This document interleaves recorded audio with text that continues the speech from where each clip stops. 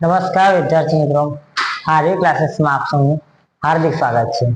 અગાઉ આપણે શીખી ગયા હતા ટીવાય બીકોમ સેમ 6 ના એડવાન્સ અકાઉન્ટિંગ એન્ડ ઓડિટિંગ 8 નું પેપર સોલ્યુશન ઓક્ટોબર 2023 નું, જેમાં આપણે અગાઉ પ્રશ્ન 3 સુધીના તમામ પ્રશ્નો કરી ચૂક્યા છે. તેમાં અથવાનો પ્રશ્ન બાકી હતો, જે આપણે આજે જોઈશું. તો ચલો સ્ટાર્ટ કરીએ. સૌપ્રથમ રકમ વાંચીશું.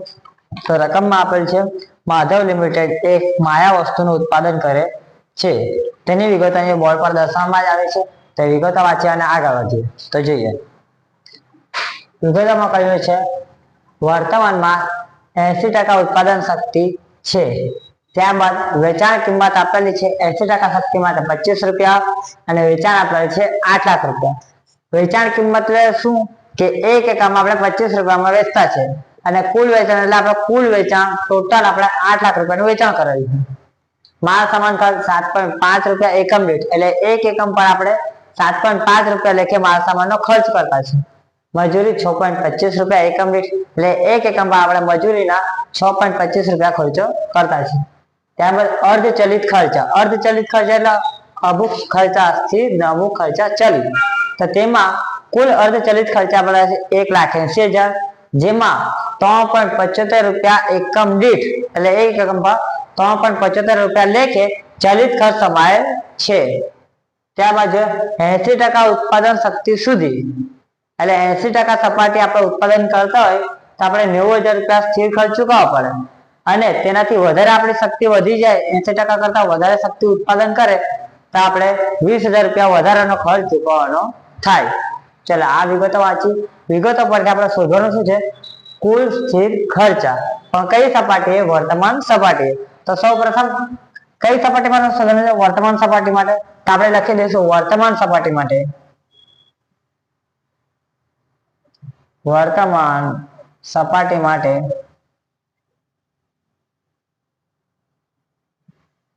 વર્તમાન સપાટી માટે કુલ સ્થિર ખર્ચા. કુલ સ્થિર ખર્ચા. તેમાં જોજો આમાં શું કહ્યું છે? વર્તમાન સપાટી માટે. તો વર્તમાનમાં સપાટી કેટલી છે આપણી? જો વર્તમાન સપાટી અહીંયા દર્શાવેલું છે દાખલામાં, વર્તમાન સપાટી કેટલી છે? 80% ક્ષમતા. નહીં દર્શાવવામાં જો 80% સપાટી સુધી કેટલા રૂપિયા ખર્ચ છે? 90,000 રૂપિયા સ્થિર ખર્ચ છે. તો સૌ પ્રથમ આપણે સ્થિર ખર્ચમાં લખી દઈશું કેટલા? 90,000 રૂપિયા. આટલું થઈ ગયું. જો આટલું થઈ ગયા બાદ જોજો આગળ અહીં અર્ધચલિત ખર્ચ પણ આપેલા છે. તેમાં પણ મેં તમને વિગત સમજાવી હતી કે અમુક ખર્ચા સ્થિર છે ને અમુક ખર્ચા ચલિત છે. તેમાં ચલિત ખર્ચની વિગત આપેલી છે. શું કહ્યું છે? 3.75 રૂપિયા લેખે એકમ દીઠ ચલિત ખર્ચ રહેશે 1,80,000. તો એ વિગત આપણે અહીં દર્શાવી દઈશું. અર્ધચલિત ખર્ચા. અર્ધચલિત ખર્ચા. તેમાં આપણે સ્થિર ખર્ચા પણ છે અને ચલિત ખર્ચા પણ છે. આપણે સ્થિર ખર્ચ લખીશું, ત્યારબાદ ચલિત ખર્ચ લખીશું અને ત્યારબાદ કુલ ખર્ચ. કુલ ખર્ચ. તો આપણને કુલ ખર્ચ આપેલ છે. જો કુલ ખર્ચ કેટલા આપેલા છે? 1,80,000 રૂપિયા. આપણે 1,80,000 રૂપિયા કુલ ખર્ચ તરીકે લખી દઈશું. જો 1,80,000 આપણે કુલ ખર્ચા લખ્યા. તેમાં આપણને શું કહ્યું છે? 3.75 રૂપિયા લેખે ચલિત ખર્ચ છે એકમ દીઠ, એટલે એક એકમ પર આપણે 3.75 રૂપિયા લેખે ચલિત ખર્ચો કરતા છે. તો એના માટે આપણને એકમો જોઈશે, તો આપણને કુલ ખર્ચા મળશે. કુલ ખર્ચા, કુલ ચલિત ખર્ચા તો જ આપણને મળશે ને. અહીંયા એકમ દીઠ વિગત આપેલી છે, હે ને આપણને કુલ ચલિત ખર્ચ જોઈએ. તો આપણે કઈ રીતે લાવશું? એકમ દીઠ કિંમત ગુણ્યા એકમો કરશું તો આપણને કુલ ચલિત ખર્ચા મળશે. તેના માટે આપણને એકમો જોઈશે. તો આપણે એકમો કઈ રીતે લાવશું? જો કઈ આપણને વેચાણ કિંમત આપેલી 25 રૂપિયા, એટલે એક એકમ આપણે 25 રૂપિયામાં વેચતા છે અને આપણને કુલ વેચાણ આપેલું છે 8 લાખ રૂપિયા, હે ને. તો આપણે કુલ વેચાણ જે 8 લાખ રૂપિયા છે તેને વેચાણ કિંમત 25 વડે ભાગાકાર કરશું તો આપણને એકમો મળી જશે. તો આપણે કરીએ એકમો બરાબર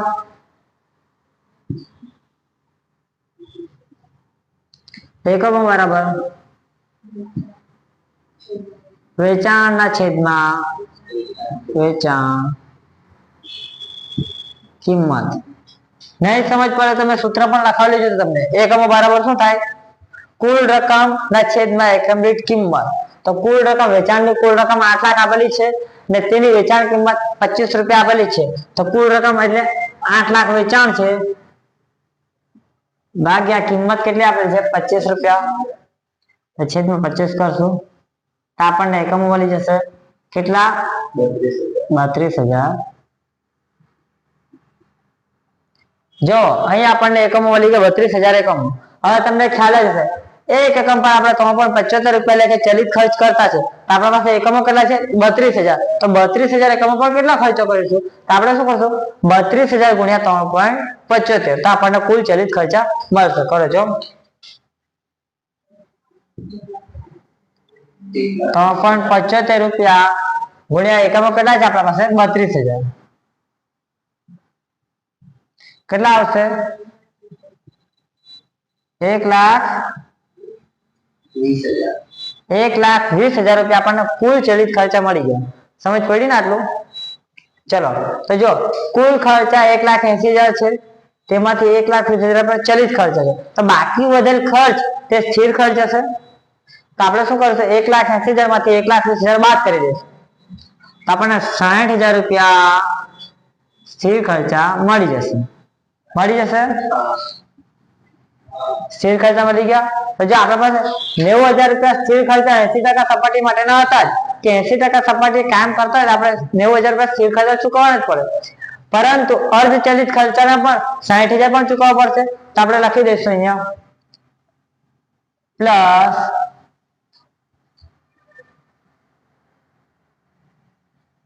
અર્ધ ચલિત ખર્ચાના સરળ થઈ ગયું અર્ધ ચલિત ખર્ચાના કેટલા રૂપિયા લઈશું 60,000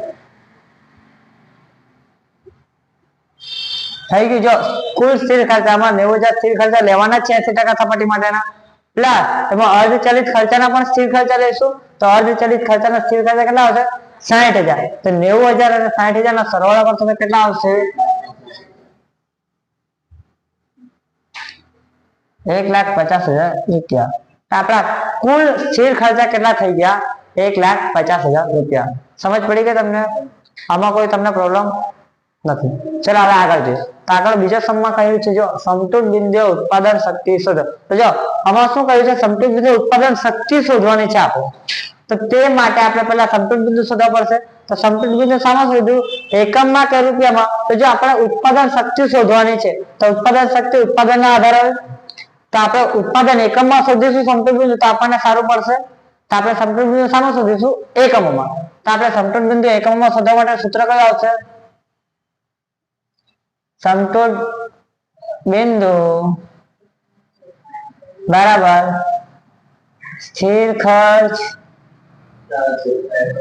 ના છેદમાં શું આવશે એકમ દીઠ ફાળો કારણ કે આપણે એકમોમાં શોધ્યું છે એટલે એકમ દીઠ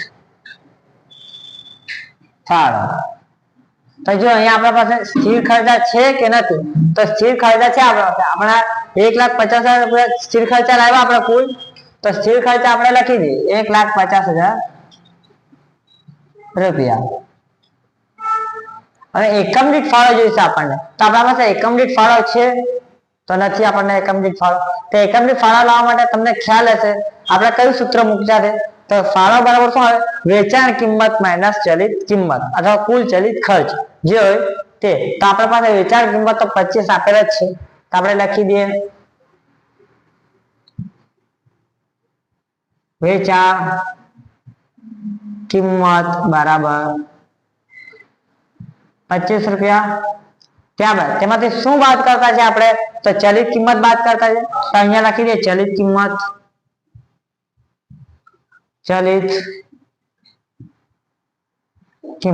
તો જો વેચાણ કિંમત માંથી આપણે ચલિત કિંમત બાદ કરે તો આપણને શું મળશે એકમ દીઠ ફાળો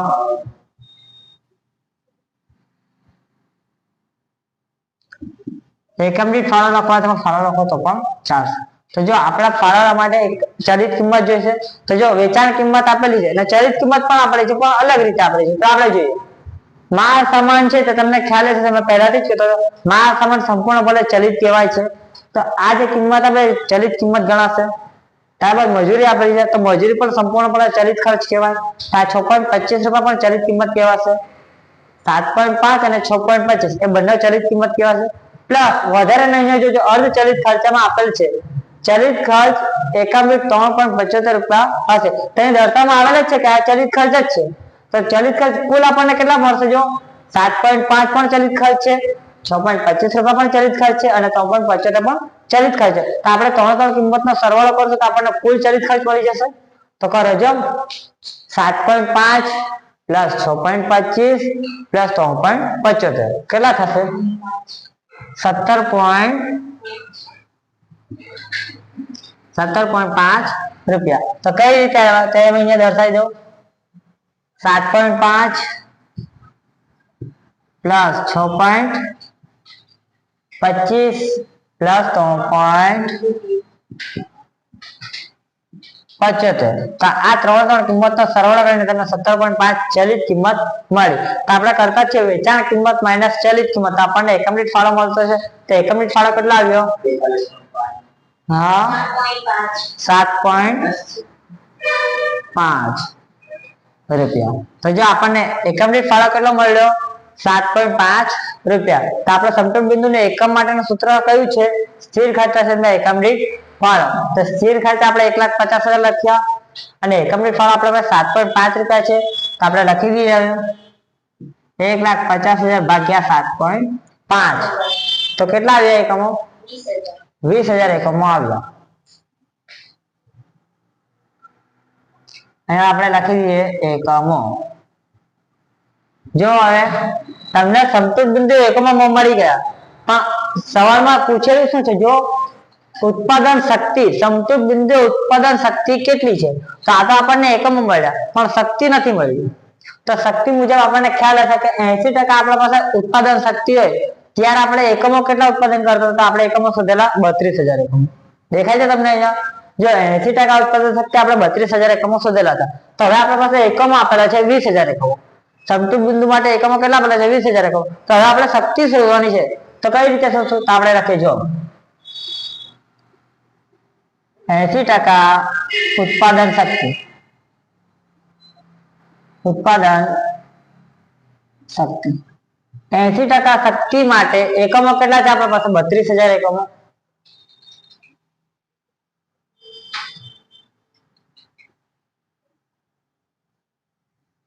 પાછા ધ્યાન આપજો. જો 80% સપાટી માટે આપણા પાસે 32,000 એકમો છે. થઈ ગયું. તો આપણા પાસે સપાટી જોઈતી છે ને એકમ આપેલા છે. તો કેટલા ટકા સપાટી? આપણે લખી દઈએ ઉત્પાદન સપાટી, ઉત્પાદન શક્તિ સોરી ઉત્પાદન શક્તિ માટે કેટલા ટકા ઉત્પાદન શક્તિ માટે આપણા પાસે કેટલા એકમ આવશે? 20,000 એકમ.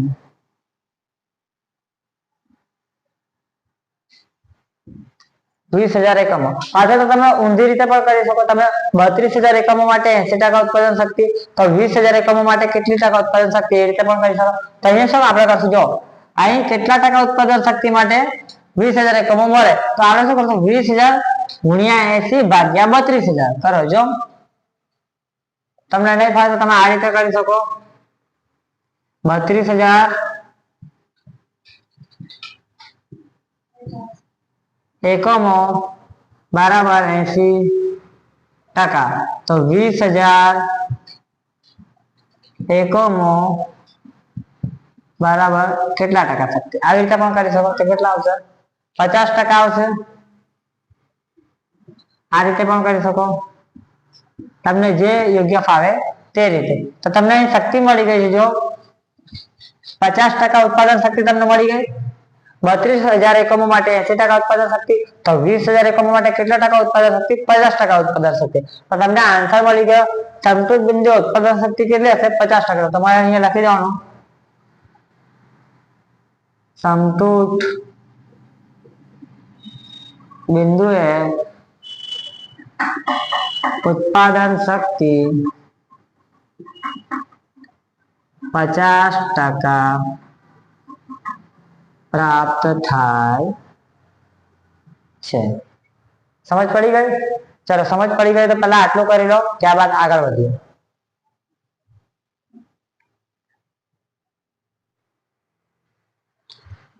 ચલો તો હવે તમારું બે વિગતો થઈ ગયા છે. હવે આપણે ત્રીજી વિગત પર જઈએ. તો જો ત્રીજી વિગતમાં શું કહ્યું છે, જો વેચાણના 10% લેખે ચોખ્ખી આવક મેળવવા માટે જરૂરી વેચાણ એકમો શોધો. તો જો ઘણા વિદ્યાર્થી ભૂલ કરશે. એમાં શું કરશે ખબર, કે વેચાણ 8 લાખ છે, તેના 10% કરશે, નફો લખશે, પછી સૂત્ર મૂકશે વેચાણ બરાબર સ્થિર ખર્ચ પ્લસ નફોના છેદમાં પીવી રેશિયો, આવું સૂત્ર મૂકશે અથવા તો એકમ દીઠ ફાળો મૂકશે અને તે મુજબ જે એકમો આવશે તે રોંગ આન્સર આવશે.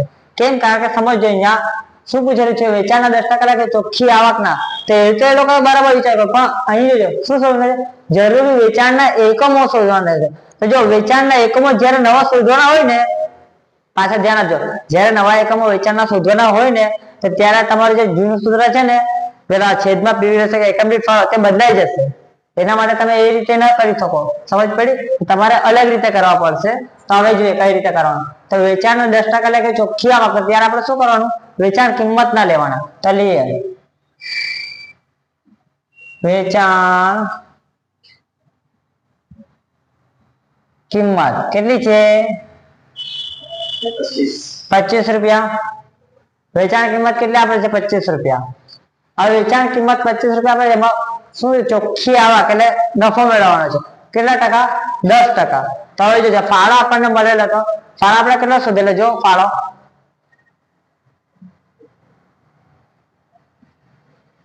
ચલિત કિંમત આપણે શોધેલી હતી. જો તમને યાદ નહીં, તમને યાદ હોય તો આપણે આવી રીતે કરીએ. ચલિત કિંમત 17.5 હતી, ફાળો કેટલો હતો, 7.5 રૂપિયા. હવે જો દાખલામાં શું કહ્યું છે, વેચાણ માઇનસ ચલિત કિંમત, ફાળો આપણે શોધેલો જ હતો, તેમાંથી એ લોકોને શું દર્શાવવામાં આવેલું છે કે નફો 10% છે. અહીંયા આપણે શું કરતા હતા, માઇનસ સ્થિર ખર્ચ, માઇનસ સ્થિર ખર્ચ ઇક્વલ ટુ નફો, તો આપણને તમને નફો મળતો. તો અહીંયા નફો દર્શાવવામાં આવે છે, શું કીધું છે, વેચાણ કિંમતના 10%. તો કરે જો 25 ના 10%, વેચાણ કિંમત કેટલી છે, 25 એના 10%, તો 2.5 તમને નફો મળ્યો.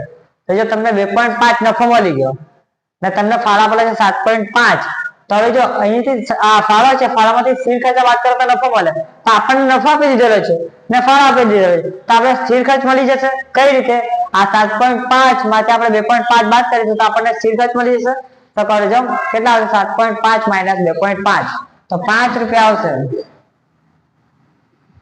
5 રૂપિયા તમને સ્થિર ખર્ચ મળ્યા. તો જો તમને આ રોંગ લાગતો હોય તો તમારે ચેક કેવી રીતે કરવાનું, 7.5 માઇનસ 5 કરો તો 2.5 આવે છે, તો તમને યોગ્ય રીતે નફો મળી ગયો. તો જો 2.5 રૂપિયા વેચાણના 10% નફો મેળવવા માટે કેટલા વેચાણ એકમો જરૂરી છે, તો આપણને સ્થિર ખર્ચા કેટલા મળી ગયા, 5 રૂપિયા. ને આપણા પાસે સ્થિર ખર્ચા છે ઓલરેડી. તમે તમને યાદ કરાવ્યું એકમ દીઠ કિંમત શોધવાનું સૂત્ર, એકમો શોધવાનું સૂત્ર. તો આપણે શું શોધવાનું છે, વેચાણ એકમો. તો અહીં લખી દઈએ વેચાણ એકમો બરાબર એકમ માટે સૂત્ર શું હતું, કુલ રકમના છેદમાં એકમ દીઠ કિંમત. તો કુલ રકમ આપણા પાસે કુલ સ્થિર ખર્ચા આપણે શોધેલા જ હતા. કેટલા શોધેલા હતા બોલો જો, કુલ સ્થિર ખર્ચા આપણે લખી દેજો, સ્થિર ખર્ચ હા કુલ સ્થિર ખર્ચ શોધેલા હતા ને. હવે એમ નહીં કે આપણે બીજું ફાળો કેમ નહીં લીધો, નફો કેમ નહીં, કારણ કે એ વિગત આપણે શોધી જ નથી, આપણા પાસે છે જ નથી.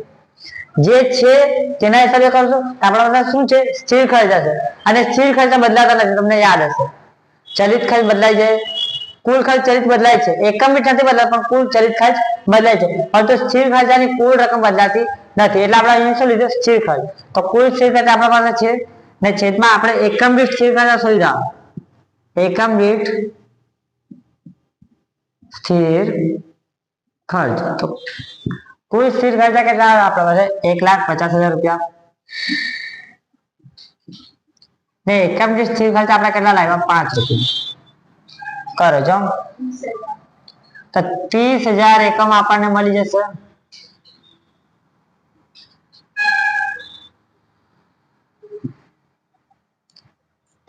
વેચાણના એકમ મળી જશે. પાછા જો સમજ નહીં પડી તો પાછા ધ્યાન આપજો. જો જ્યારે વેચાણના 10% એટલે કે ચોખ્ખી આવક મેળવવા માટે જરૂરી વેચાણ એકમોમાં શોધવાના છે. શેમાં શોધવાના છે? એકમોમાં. સમજ પડી? તો ત્યારે તમારે જૂની મેથડમાં કામ નહીં આવશે. સમજ પડી? તે મુજબ સૂત્ર કામ નહીં આવશે. તો ત્યારે તમારે શું કરવા પડશે? વેચાણ કિંમતના તમારે 10% કરવા પડશે, જે નફો હોય તે, અને ફાળામાંથી નફો બાદ કરવા પડશે. તો તમને ત્યારે સ્થિર ખર્ચ કેટલો મળશે? 5 રૂપિયા. તે એકમ દીઠ સ્થિર ખર્ચ પડશે. હવે તમારી પાસે કુલ ખર્ચા છે સ્થિર ખર્ચા, અને આપણે એકમ દીઠ સ્થિર ખર્ચા લાવ્યા. તો વેચાણના એકમો કઈ રીતે મળશે? કુલ સ્થિર ખર્ચા છેદમાં એકમ દીઠ સ્થિર ખર્ચ. તો 1,50,000 ભાગ્યા 5 કરશો તો 30,000 એકમ મળશે.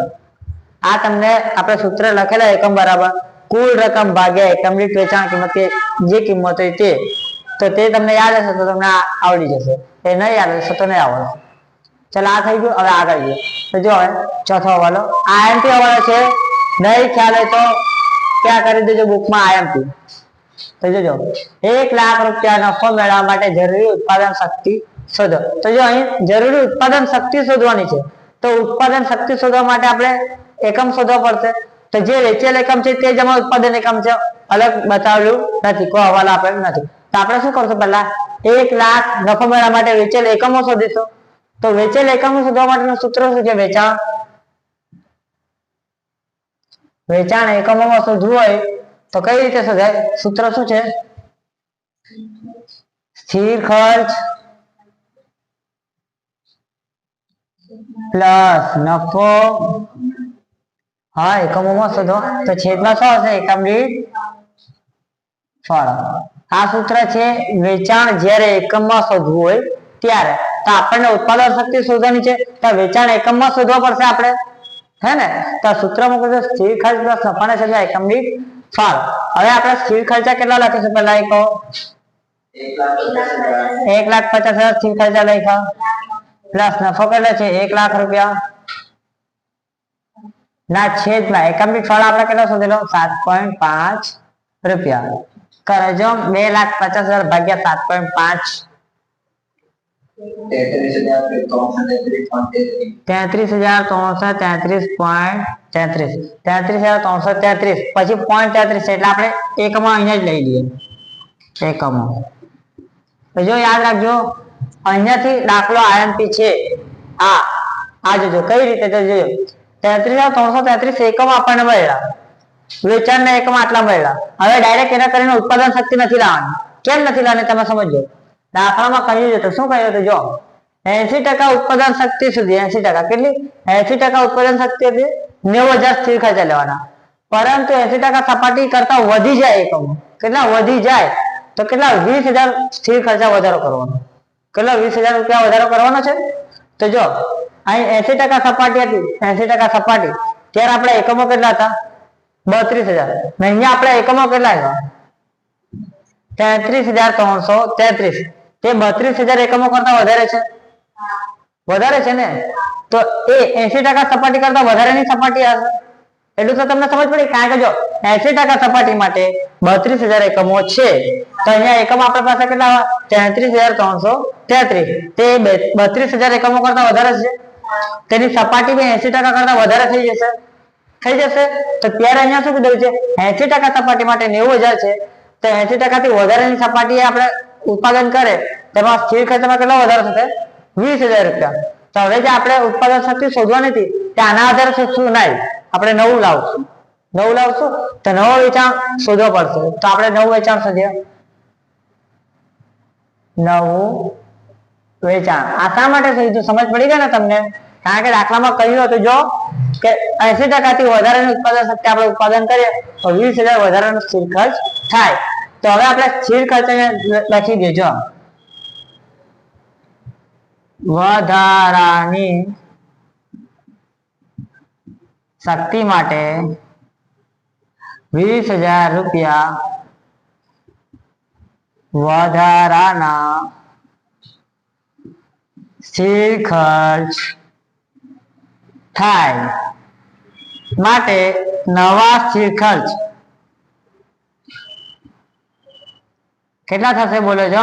1,50,000 તમારા જૂના હતા જ, તેમાં આપણે કેટલા પ્લસ કરી દઈશું? 20,000 ઉમેરી દઈશું. તો આપણા પાસે સ્થિર ખર્ચ કેટલા આવી જશે નવા 1,70,000 રૂપિયા. આટલું સમજ પડી ગઈ કે જો 33,333 એકમો મળ્યા તે 32,000 એકમો કરતા વધારે છે તો 32,000 એકમો માટે 80% ઉત્પાદન શક્તિ છે. તો આ 33,333 એકમો માટે 80% સપાટી કરતા વધુ સપાટી ઉત્પાદન થયું હશે. તો દાખલામાં કહ્યું હતું કે 80% સપાટી કરતા વધુ એકમો ઉત્પાદન થાય તો આપણે વધારાના સ્થિર ખર્ચ 20,000 રૂપિયા લઈશું. તો આપણે વધારાના 20,000 અહીંયા લેવાના છે. તો નવા સ્થિર ખર્ચ આપણને 1,70,000 મળી ગયા. તો હવે નવું વેચાણ આપણે કઈ રીતે શોધ્યું? સેમ જેમ જૂનું શોધ્યું હતું તેમ સ્થિર ખર્ચ પ્લસ નફો છેદમાં શું લખીશું આપણે? એકમ દીઠ ફાળો. કેમ એકમ દીઠ ફાળો? આપણને વેચાણ એકમોમાં જોઈએ છે. તો હવે કરીએ જો સ્થિર ખર્ચ હવે કેટલા લઈશું આપણે? 1,70,000 પ્લસ નફો કેટલા લેશું આપણે? 1,00,000 રૂપિયા. એકમ દીઠ ફાળો કેટલો લેશું આપણે? જે જૂનો છે તે 7.5. હવે કરો તમારા આન્સર શું આવશે? 36,000. તો અહીં તમને 36,000 એકમો મળ્યા. તો જો તમને પૂછેલું શું છે કે 1,00,000 નફો મેળવવા માટે જરૂરી ઉત્પાદન શક્તિ પૂછેલ છે. તો તમને યાદ હશે પહેલાના હવાલામાં આપણે જે મુજબ કર્યું તે મુજબ અહીંયા પણ કરવાનું છે. તો શું કરશું? જો શું કરવાનું છે બોલ્યો છો? 32,000 એકમો માટે 32,000 એકમ હોય તો સપાટી કેટલી છે? 80%. થઈ ગયું. તે જ મુજબ 36,000 એકમો આપણે લાવ્યા. કેટલા એકમો લાવ્યા? 36,000 એકમો. તો સપાટી કેટલી? 36,000 ગુણ્યા 80 ભાગ્યા 32,000 કરો. કેટલા આવશે? 90% આવશે. કરી જો જે આવું થઈ જાય ત્યારે આપણે આન્સર લખી દેવાનો કે રૂપિયા 1,00,000 ના નફો મેળવવા માટે જરૂરી ઉત્પાદન શક્તિ 90% પ્રાપ્ત થાય છે. 90% પ્રાપ્ત થાય છે. સમજ પડી ગઈ? ચાલો તો પહેલા આટલું તમે કરો ત્યારબાદ આગળ વધીએ.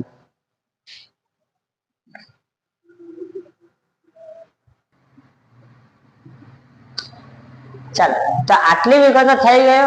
તો હવે આપણે આગળ વધીએ. તો પાંચમા વાળામાં કહ્યું છે જો 40% ઉત્પાદન શક્તિએ સંતુષ્ટ બિંદુ લાવવા એકમ દીઠ વેચાણ કિંમત શોધો. તો જો અહીં વિગત દર્શાવેલી છે. હમણાં સુધી આપણે જે મુજબ સપાટી કરી ગયા, સપાટી એકમો શોધતા હતા, એકમો સપાટી શોધતા હતા, તે મુજબ આપણે સપાટી આપી છે, હવે એકમો શોધવાના છે. તો સરળ જ છે, આપણે શોધીએ. તમને ખ્યાલ હશે જો 80% સપાટી માટે એકમો કેટલા આપેલા છે? 32,000. તો 40% સપાટી માટે કેટલા? 100,000. ચલો પેલા કરીએ. 80% સપાટી માટે કેટલા એકમો છે? 32,000.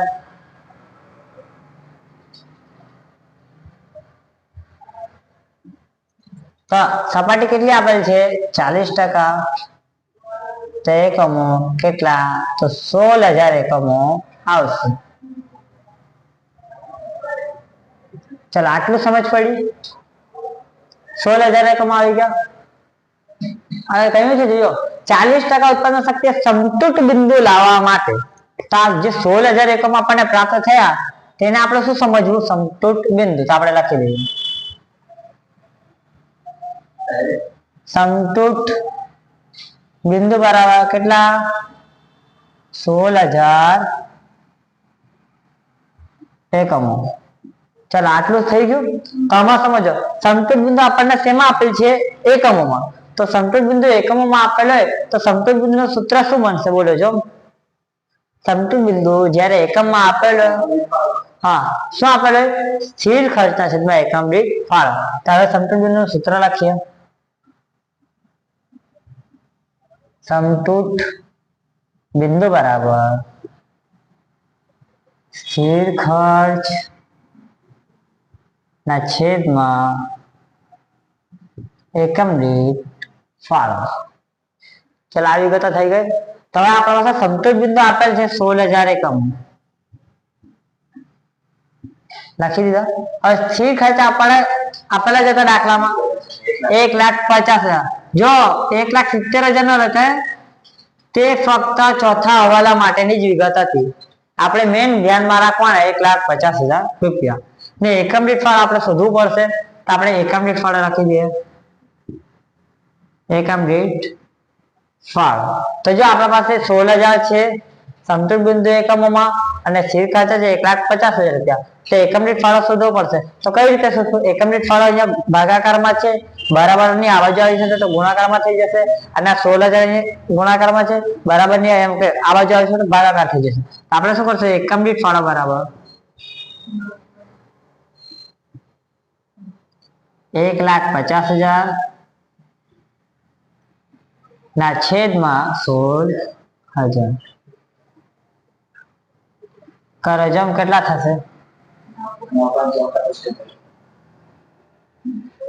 એકમ દીઠ ફાળો આપણને કેટલો પ્રાપ્ત થયો? 9.375. ચલો તો હવે તમને એકમ દીઠ ફાળો મળી ગયો. તો આવા તમે દાખલા કરેલા છે તો તમને ખ્યાલ જ હશે કે એકમ દીઠ ફાળો આપણને મળી ગયો હોય અને આપણા પાસે એકમ દીઠ ચલિત કિંમત હોય, ચલિત ખર્ચ હોય, તો આપણે એ બંનેનો સરવાળો કરતા આપણને વેચાણ કિંમત મળી જશે. તો વેચાણ કિંમત બરાબર શું થશે? કરી દેજો. વેચાણ કિંમત બરાબર શું થશે? એકમ દીઠ ચલિત કિંમત, એકમ દીઠ ચલિત કિંમત પ્લસ એકમ દીઠ ફાળો.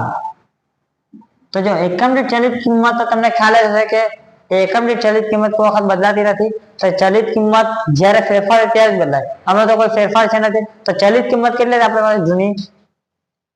કોઈને યાદ હશે તો બોલો. 17.5 રૂપિયા હતી. 17.5 ચલિત કિંમત છે કુલ. પ્લસ એકમ દીઠ ફાળો આપણે કેટલા લાવ્યા? 9.375 રૂપિયા. તો વેચાણ કિંમત આપણને કઈ રીતે મળશે? 17.5 પ્લસ 9.375 26.875 રૂપિયા આપણને વેચાણ કિંમત થશે. સમજ પડી ગઈ? આ રીતે આપણે દાખલા કરેલા જ છે, હમણાં જ કર્યા જરીક વાર પહેલા, તો તમને ખ્યાલ જ હશે કે આ કઈ રીતે થાય. ચલો હવે આપણે છઠ્ઠો વાળો કરીએ. તો છઠ્ઠા વાળામાં કઈ દીજો સલામતી ગાળો ટકામાં શોધો. તો સલામતી ગાળો પહેલા શોધવું છે. સલામતી ગાળો કઈ રીતે શોધાય? તો સલામતી ગાળા માટે તમે કહો નફાના છેદમાં પીવી રેશિયો, એ રીતે તમે લાવી શકો. પણ આ દાખલામાં તો આખો દાખલો જો એમાં આપણે નફો બી નથી શોધ્યો, પીવી રેશિયો બી નથી શોધ્યો. સમજો ને એનું બધું એટલી જરૂરિયાત બી નથી. તો આપણે એ પગલા તરફ નહીં જઈએ, આપણે બીજા પગલા તરફ જઈએ. તો બીજું પગલું તમને યાદ હશે આપણે શું કરતા હતા? વેચાણ આપેલું ને આપણા પાસે સમતોલ બિંદુ પણ હોય તો આપણે શું કરતા હતા? વેચાણ માઇનસ સમતોલ બિંદુ કરતા હતા. આપણને સલામતી ગાળો મળતો હતો.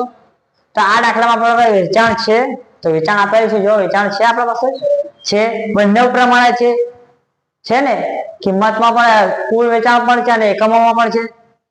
તો આપણે જોયું તો શું છે? સલામતી ગાળો ટકામાં. તો હવે આપણે રૂપિયામાં શોધીને પછીના ટકા લાવે અથવા એકમોમાં શોધીને પછીના ટકા લાવે, અર્થ તો સેમ જ થવાનો છે. તો આપણે એકદમ ઈઝી વામાં જઈએ. આપણે એકમોમાં શોધેલું છે તો આપણે એકમોમાં શોધીને એના ટકા લઈ આવે. તો શું કરશું આપણે? સલામતી ગાળો બરાબર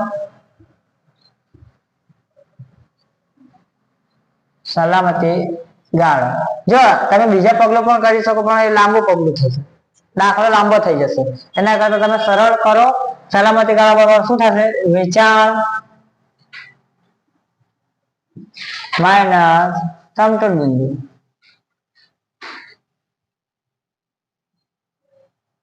ચાલો તો વેચાણ આપણને કેટલો આપેલ છે? જો વેચાણના એકમો આપણે લાવેલા હતા પહેલા 80% માટે કેટલા એકમો છે? જો 32,000 એકમો આપણા પાસે હતા વેચાણના એકમો. આપણે એકમો લેશું, જો યાદ રાખજો. આપણે એકમોમાં લાવશો તો સરળ પડશે તમને, કારણ કે આપણે એકમોમાં શોધેલું છે બંને વિગતો.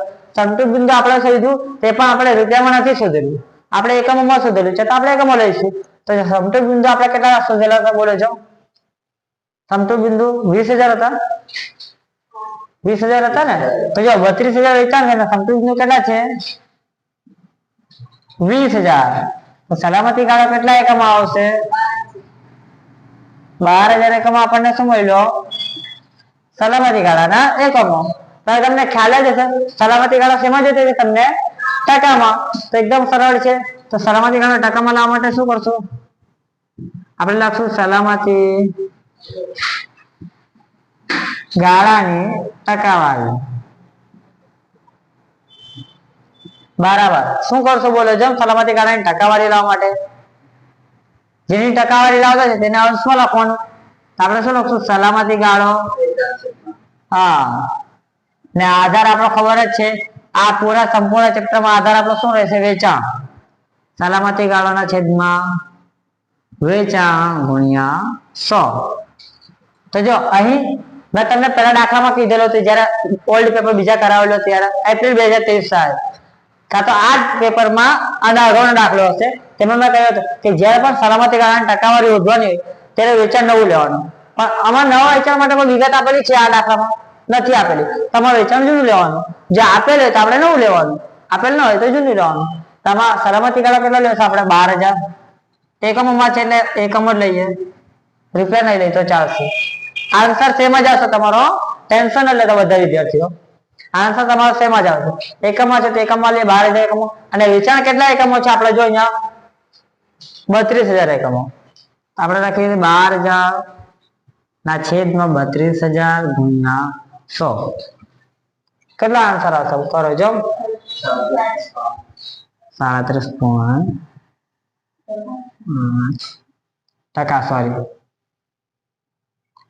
37.5%. તો ચલો તમને દાખલો સમજ પડી ગઈ. જો અહીંયા આપણે એકમોમાં લીધું તો પણ આન્સર સેમ આવશે, ટેન્શન નહીં લેવાનું. આ તો સરળ પદ્ધતિ એના માટે આવી રીતે કરો, બાકી પેલી રીતે કરતો તો બહુ લાંબો દાખલો જશે. સમજ પડી? જો તમને આ દાખલો સમજ પડી ગયો હોય તો મારી ચેનલને સબસ્ક્રાઇબ કરવાનું ભૂલતા નહીં અને આ વિડીયોને લાઈક જરૂર કરજો. હવે મળીએ આપણે નેક્સ્ટ વિડીયોમાં. અસ્તુ.